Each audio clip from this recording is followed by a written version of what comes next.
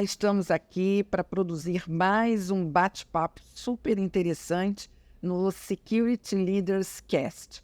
Qual é a ideia do Security Leaders Cast? Cada vez mais nós estamos falando menos de segurança e mais de desafios. Desafios de negócios, desafios comportamentais, desafios que hoje a transformação digital todo o nosso mundo. Hoje não adianta a gente pensar na tecnologia como algo que só vai trazer benefícios, que só vai fazer a gente ficar feliz. Tem alguns pontos de inflexão, tem algumas preocupações. E quando a gente está num evento, num congresso de segurança, a gente precisa começar a falar um pouco menos de segurança e um pouco mais sobre outros temas que são tão relevantes quanto e que vão fazer com que a segurança se transforme. Então, minha proposta aqui é desmistificar a segurança. E para isso eu estou trazendo convidados que estão falando menos de segurança e mais de comportamento, de carreira, e esse é o caso do Roberto Arteiro, que eu recebo hoje aqui no Security Leaders Cast. Obrigada, Roberto Arteiro, por estar aqui. Além de você estar aqui no Cast, você está aqui em São Paulo participando do nosso congresso. Quero muito agradecer a sua presença. E eu não quero nem te apresentar, eu quero que você fale, né? Quem é o Roberto Arteiro? O que você está, né, trazendo como uma proposta diferenciada para esse público de segurança, Arteiro? Primeiramente, agradeço aí o convite, né, de estar aqui compartilhando um pouco da nossa visão. Eu sou um profissional que tem um background muito forte na área de tecnologia, venho dessa área, tenho mais de 30 anos na área de tecnologia. E dentro da área de tecnologia, eu me especializei nos últimos quase 20 anos dentro da área de governança, risco e compliance. Então, já atuei em várias posições, CTOs e tal. E o que a gente acabou se especializando? Eu comecei a perceber que o meu mindset, a minha forma de enxergar alguns aspectos era diferente da média dos meus pares. Isso, obviamente, me fez se destacar, mas não fazia os outros se destacarem. Então, depois de mais de 40 mil horas implementando governança, risco e compliance em grandes organizações, médias, consultoria, todos os lados da mesa que você possa imaginar, já fui advisor de grandes CIOs, já fui consultor em grandes empresas, já atuei no mercado fornecendo, consumindo, comprando, vendendo. Então, eu já atuei em todos os papéis.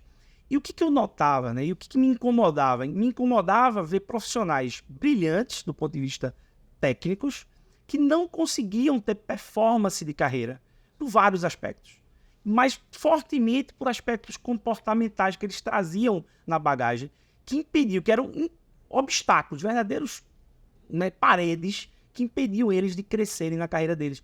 E aí envolve aspectos como comunicação, liderança, pessoas que são extremamente introspectivas, e muitos até justificam que são introspectivos porque são da área de tecnologia. A gente associa isso, né? Só que, na verdade, é absolutamente o contrário. Eles são de tecnologia porque eles são introspectivos. Isso é muito interessante, Arteiro. Isso desconstrói completamente a visão que a gente tem de que é justamente a tecnologia que tornou que eles... tornou não, na verdade, profissional mais introspectivo. Como é que a gente viu isso na prática, né?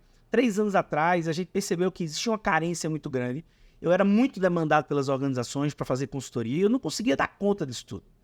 Então eu disse assim, cara, eu preciso mudar meu jogo. Eu sempre fui professor, tenho mais de 15 anos como professor, só que a educação tradicional, convencional, ela não conseguia transformar aquela pessoa naquilo que o mercado precisava.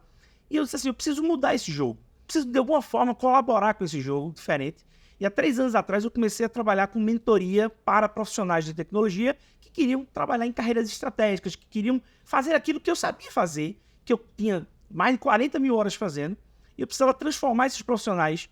E quando eu comecei a trabalhar com a mentoria, eu comecei a traçar perfis comportamentais de todos os meus mentorados, perfis técnicos, perfis psicológicos deles, dentro da mentoria.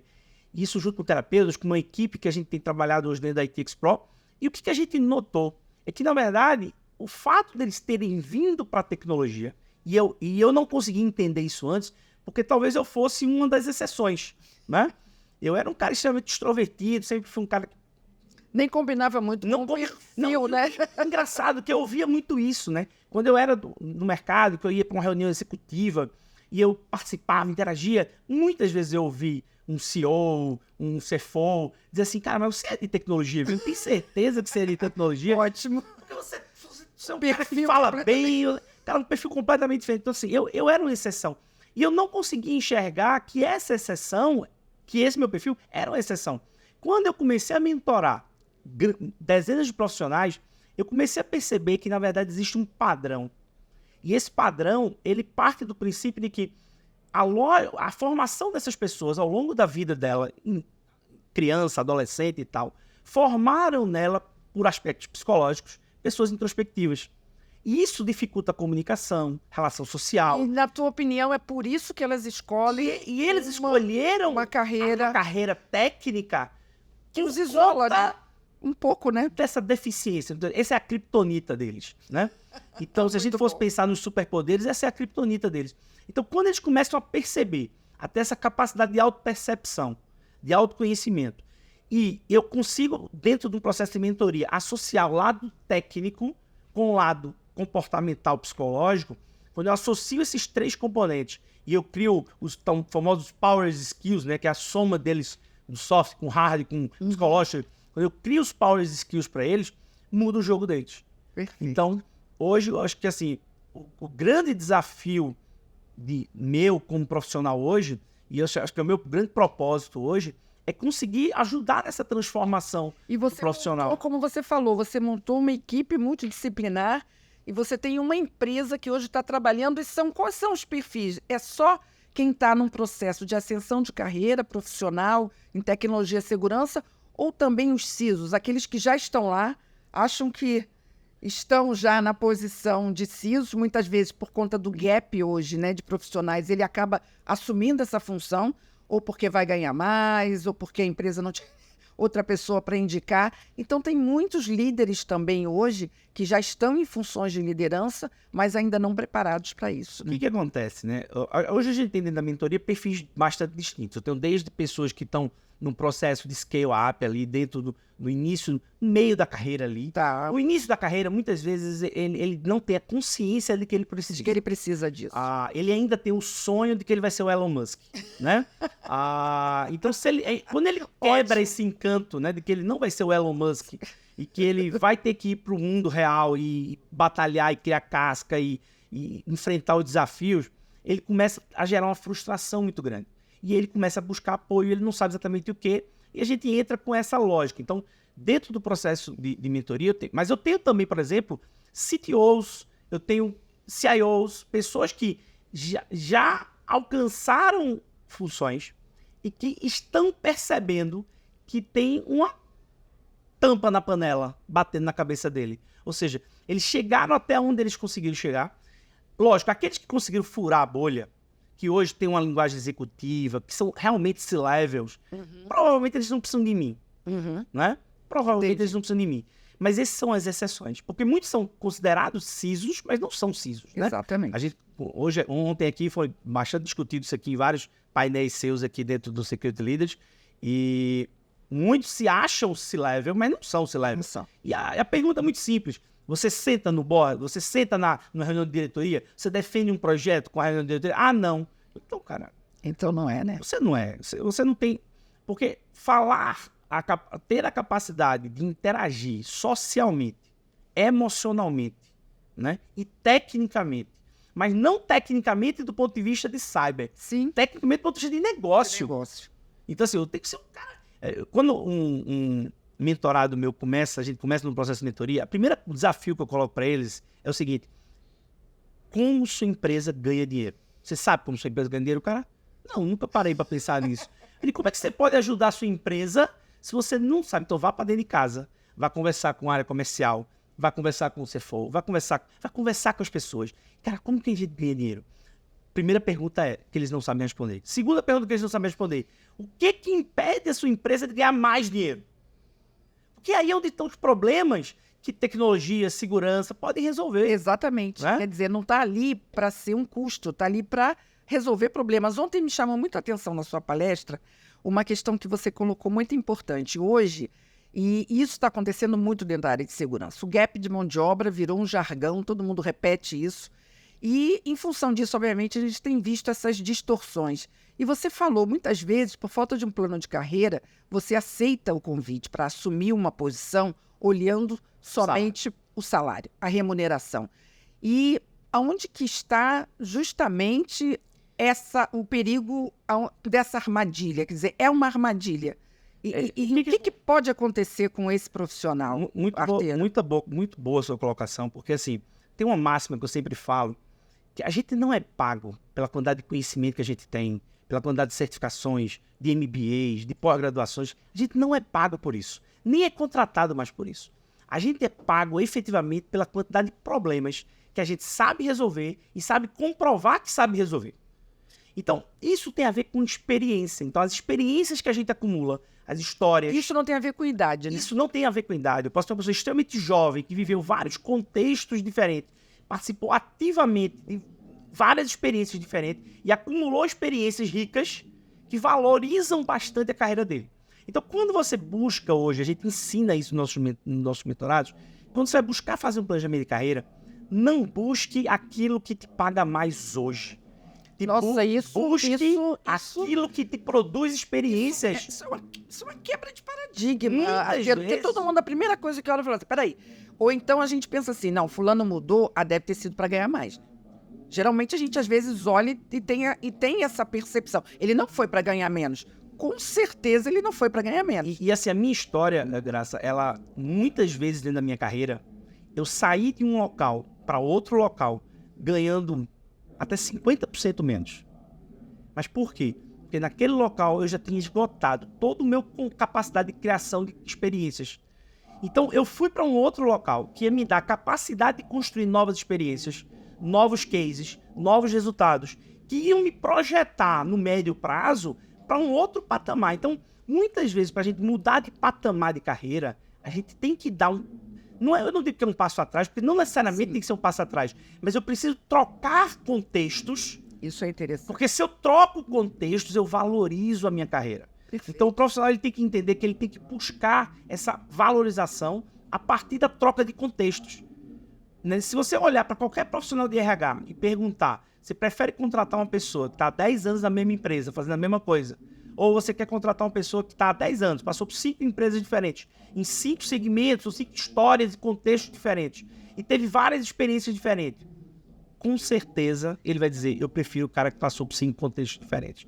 Porque se você passou por contextos diferentes, você passou por problemas diferentes, por desafios diferentes, você teve sucessos e fracassos, e tudo isso gera casca. Sim. E é isso que vai fazer com que você evolua. Agora, uma coisa importante você falou. Você precisa saber onde você quer chegar. Precisa ter um plano de carreira. Se você não tem um plano e fica simplesmente mudando de lugar para lugar... Porque quando você avalia aquelas experiências, você tem que avaliar dentro de uma estratégia e um planejamento, né? Por que eu preciso? Vou para lá para ter esse tipo de experiência? Porque eu quero avançar nessa direção. Uma das coisas que a gente mais faz hoje dentro da parte de planejamento de carreira é... A gente usa um modelo que a gente chama de paixão, habilidade e demanda. Então, ou seja, o que eu mostro para eles? A primeira coisa que eles precisam buscar é o que brilha os olhos deles. Qual é a atividade, aquilo que encanta, que você acorda de manhã com vontade de fazer? Cara, a paixão tem que ser o primeiro guia, porque a paixão tem a ver com propósito. Né? Então, quando você trabalha com paixão, você trabalha com propósito, você trabalha com... Então, a primeira coisa que tem que dar um drive, o primeiro driver da sua carreira tem que ser a paixão. Aí me diz, mas eu vou olhar algo que eu gosto muito, mas não tem demanda. Então, você vai ser liso pro resto da vida, né? Então, você precisa alinhar daquilo que você gosta, o que tem demanda no mercado? Tem isso, então você fez a primeira modelagem. E aí, o que você busca? Você vai olhar suas habilidades, vai dizer assim, quais os gaps de habilidades técnicas, comportamentais, psicológicas que eu tenho que avançar para aproveitar e ser bom nisso aqui. Perfeito. Porque quando um profissional ele consegue equilibrar paixão, habilidade e demanda, sucesso habilidade e demanda. O sucesso é garantido. Perfeito. Muito bom. Arteiro, fantástico. Eu acho que todo profissional, a gente está obviamente aqui, né, falando de segurança, num congresso sobre segurança, mas, na verdade, o que você está falando e o nosso bate-papo serve para qualquer profissional, em qualquer carreira, em qualquer área de negócio. Então, assim, parabéns, sinceramente, conheço você já há bastante tempo e fico muito feliz, né, de acompanhar essa sua evolução, mas principalmente hoje ver que você tem esse propósito, você está falando sobre propósito, de contribuir, né, com esses profissionais para que eles realmente evoluam e estejam bem estejam saudáveis, felizes, porque isso também é um aspecto muito importante, né? A inteligência emocional, o equilíbrio emocional hoje, a saúde mental é um aspecto muito importante em qualquer carreira, né? E um ponto, Graça, que mais traz ansiedade, estresse para o profissional de tecnologia é a necessidade que ele sente, que ele acha que é necessário, de estar correndo atrás de novas certificações, novos conhecimentos. Isso gera um É uma estresse. corrida insana, né? Ele está insanamente buscando algo de forma errada. Então, quando a gente hoje trabalha dentro do nosso processo, e a gente chama isso de um processo exponencial de carreira, porque a gente desenvolveu uma forma diferente de aprendizagem, ou seja, aprendizagem seletiva.